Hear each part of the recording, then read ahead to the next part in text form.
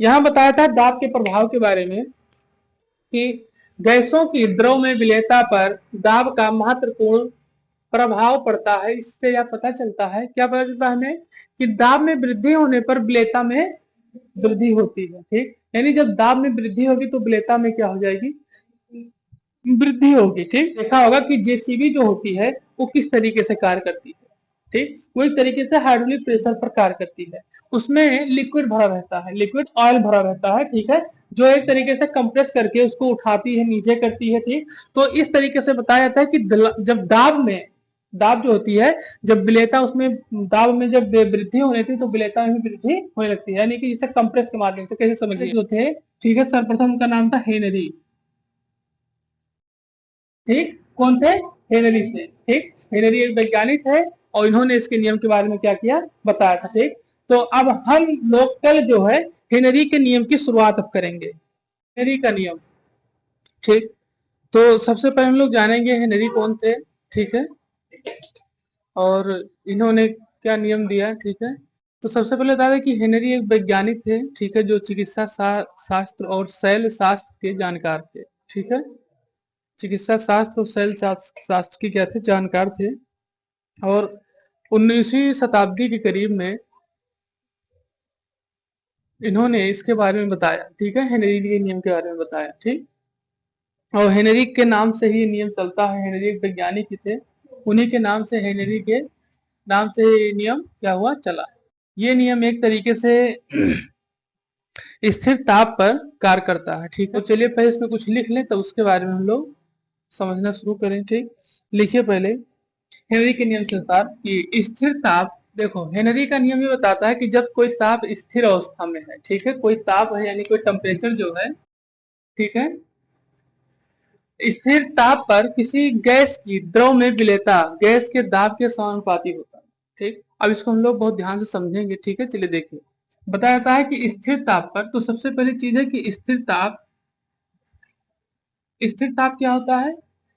स्थिर ताप एक ऐसी अवस्था है, ठीक है, एक ऐसा, हाँ, एक ऐसा टेम्परेचर है, ठीक है, जो समय के साथ क्या होता है, परिवर्तन नहीं होता। ठीक, वो क्या होता है, स्थिर ताप होता है। ठीक, यानी कि वो टेम्परेचर जो क्या हो, कंसंट्रेट हो, मतलब वो कांस्टेंट हो। ठीक है, और वो कभी भी परिवर्तन ना हो।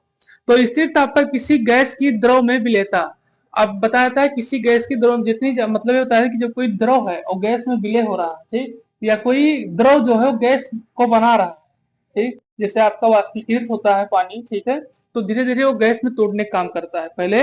अगर उसके ऊपर कोई पात्र न रखा जाए तो फिर से गैस में से धीरे धीरे उड़ने लगता है, आपका जो पानी है अगर गर्म किया जाए। ठीक, तो हमें पता भी है कि स्थिर ताप है पानी का जो है वो क्या है, स्थिर ताप है, क्योंकि हमें पता है कि 100 डिग्री सेंटीग्रेड पर, सेल्सियस पर क्या होने लगता है, पानी बॉयल होने लगता है। ठीक, द्रव में विलेयता गैस के दाब के समानुपाती होती है। तो जब स्थिर ताप होगा और द्रव में गैस की विलेयता जब गैस के दाब के समानुपाती होता है, तब हेनरी का नियम काम करता है। देखिए, तो यहाँ सबसे पहले दिया गया है, तो यहाँ सबसे पहले तो है कि जो यम दिया गया है, ठीक है, ये गैस, घुली हुई गैस की मात्रा है। ठीक है, और हमें पता है कि गैस आपका जो यहाँ पे लिया जाएगा या कोई द्रव लिया जाएगा जो भी, ठीक है, वो एक तरीके से उसके मोल में लिया जाएगा। किसमें लिया जाएगा, मोल में। और पी यहाँ पे दिया गया आपका साम गैस का दाब, ठीक है, और फिर के दिया गया है समानुपाती स्थिरांक। ठीक, तो ये आपका हो गया हेनरी का नियम। बहुत लग तो रहा बहुत छोटे में, लेकिन अब ये बहुत विस्तृत चलेगा। ठीक, लेकिन यहाँ दिया गया है जो हेनरी का जो मतलब महत्वपूर्ण जो बेसिक नियम है वो इसी तरीके से काम करता है कि स्थिर ताप पर किसी गैस की द्रव में विलेयता गैस के दाब के समानुपाती होती है। ठीक, ठीक है, तो चलो लिखो फिर। हाँ, इसको लिखो, मैंने कहा लिखो, लिखो इसको, लिखिए डाल्टन के अनुसार, इसी के बाद में लिखिए,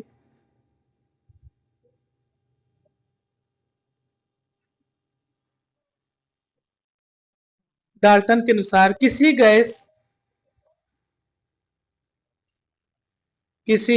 इसी नियम को डाल्टन ने अपने सिद्धांत के अनुसार बताया है। ठीक, यहाँ बताया जाता है कि किसी गैस का वाष्प अवस्था में आंशिक दाब की उस विलयन में उपस्थित गैसों के मोल भिन्न के समानुपाती होता है। ठीक है, तो यहाँ दिया गया है पी समानुपाती, इसको भाई कहा जाता है। तो इसे क्या कहा जाता है, ये झाई गैस के रूप में दिया गया है। ठीक है, अब चलिए इसको समझेंगे, देखिए क्या बता रहा है।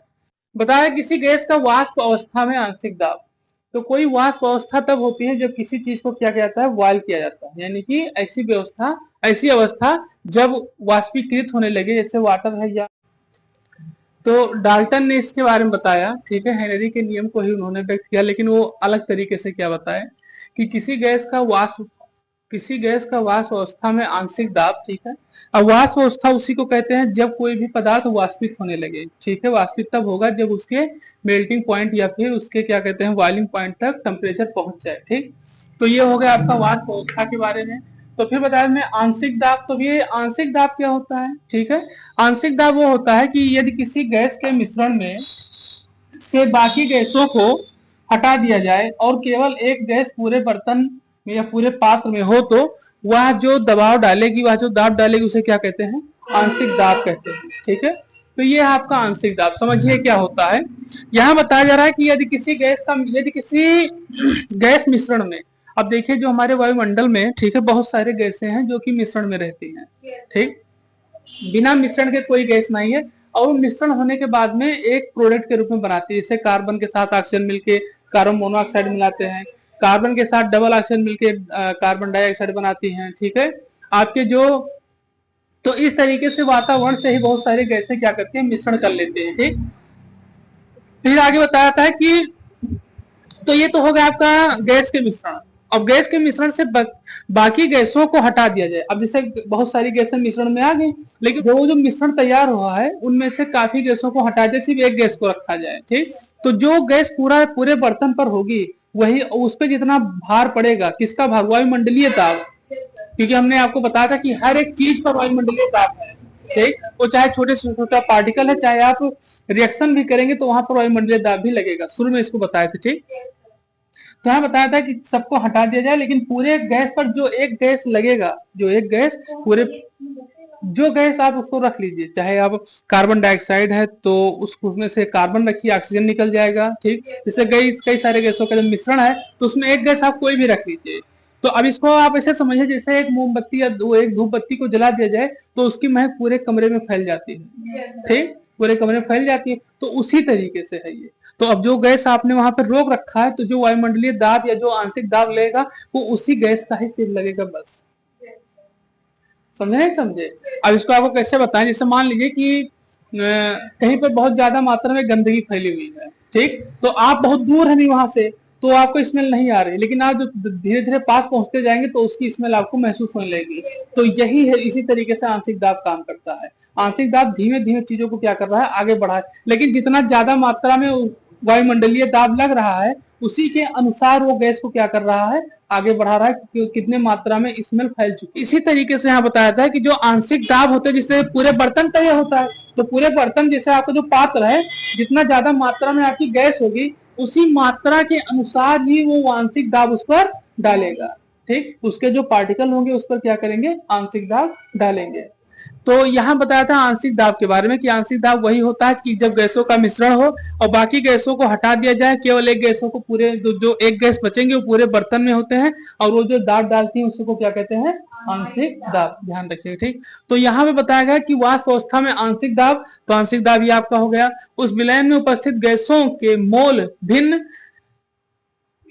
भिन्न के समानुपाती होता है। तो जो मोल होते हैं वो भी क्या हो जाएंगे, भिन्न भिन्न हो जाएंगे। कैसे समझिए, जैसे जो जितने प्रकार के गैस रहेंगे उसी के अनुसार उसके मोल हैं। शुरू में आपके हम बताए थे, ठीक है। जैसे मान लीजिए कार्बन है, तो कार्बन का परमाणु क्रमांक कितना होगा, 6 होगा, ठीक। ऑक्सीजन है तो ऑक्सीजन का कितना होगा, 8 होगा, ठीक है। तो अब कार्बन और ऑक्सीजन तो मिले, लेकिन इनके परमाणु क्रमांक तो भिन्न भिन्न है ना। तो वही तो, जब परमाणु क्रमांक भिन्न होंगे तो उसके मोल भी भिन्न होंगे, ठीक। तो यहाँ बताया जा रहा है कि भिन्न भिन्न होने के कारण से क्या होते हैं, वो समानुपाती होते हैं, ठीक। और इस तरीके से समानुपाती का साइन लगा के झाई गैस और के एच के रूप में इसको व्यक्त किया जाता है। अब यहाँ पर के एच क्या है, के एच आपका हेनरी स्थिरांक है। इसको क्या कहते हैं, हेनरी स्थिरांक,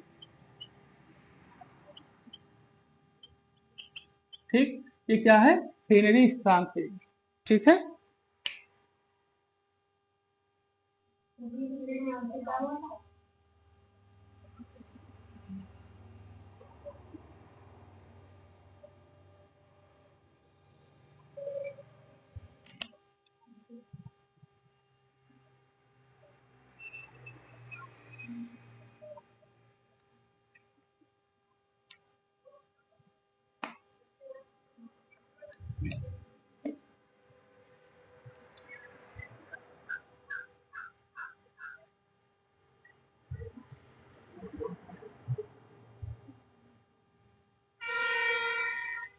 और इसको लिखो तो हम आंशिक दाब का फार्मूला लिखा दें डाल्टन के अनुसार।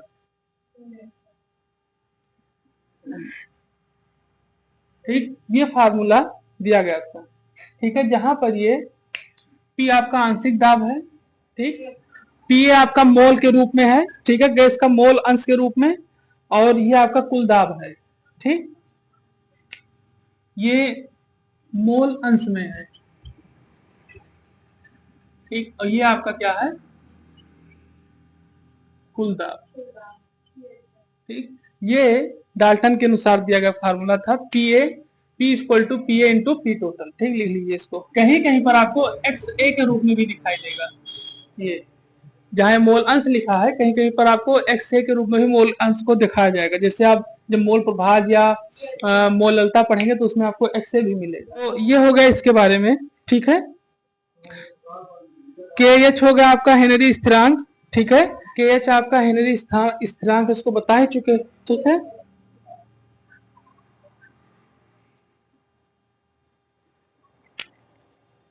ठीक, एक लाइन लिखो इसमें कि समान ताप पर भिन्न भिन्न गैसों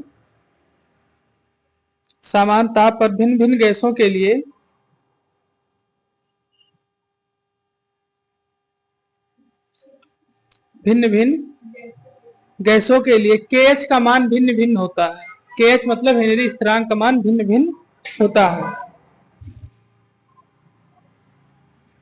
ठीक, तो ये हो गया आपका हेनरी के बारे में। ठीक, अब हेनरी के नियम को हम लोग उस पर ग्राफ के नियम से समझेंगे। ठीक है, चलिए देखिए, बताया जाता है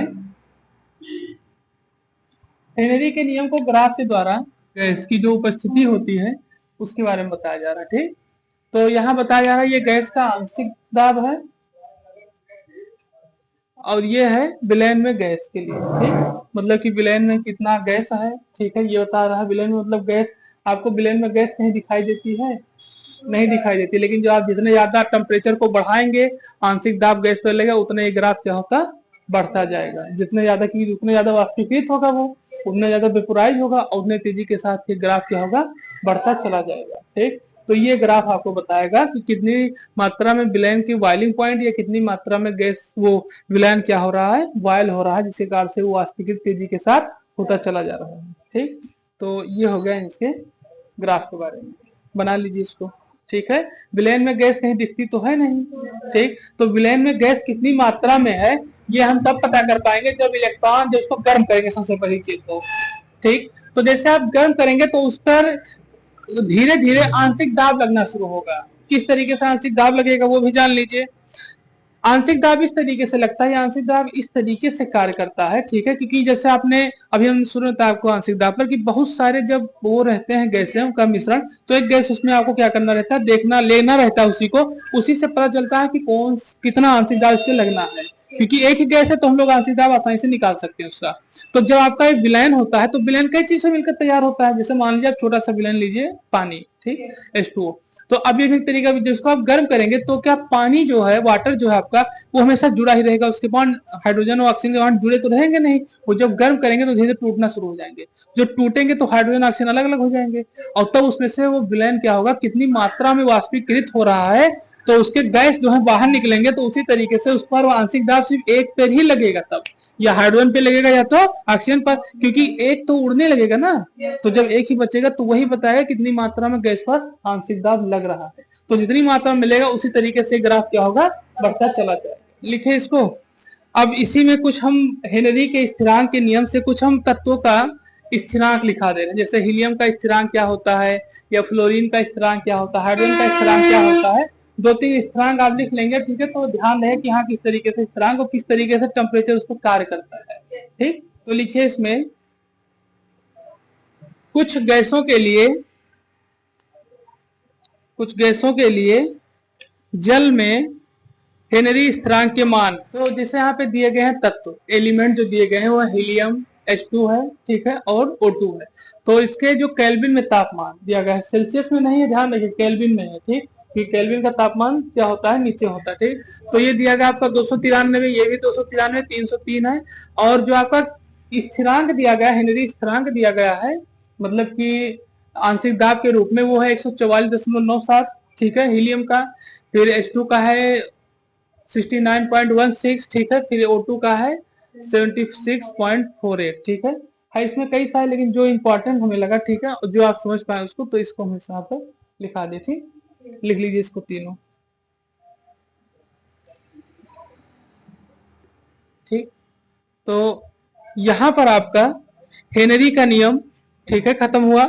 आंशिक दाब क्या होता है उसके बारे में बताए, हेनरी के ग्राफ के बारे में बताया गया। ठीक है, और कुछ गैसों के बारे में, ये लिखा है के बी आर। ठीक, हेनरी स्थिरांक जो कि लिखे हैं आप लोग के एच के रूप में, वही। ठीक, तो ये चीज यहाँ पे खत्म हुई, लेक्चर आपका समाप्त होता है। ठीक है, अब हम लोग मिलेंगे अगले लेक्चर में। थैंक्स। और आप चैनल पर नए हैं तो चैनल को सब्सक्राइब करें और लाइक करें, कमेंट करें।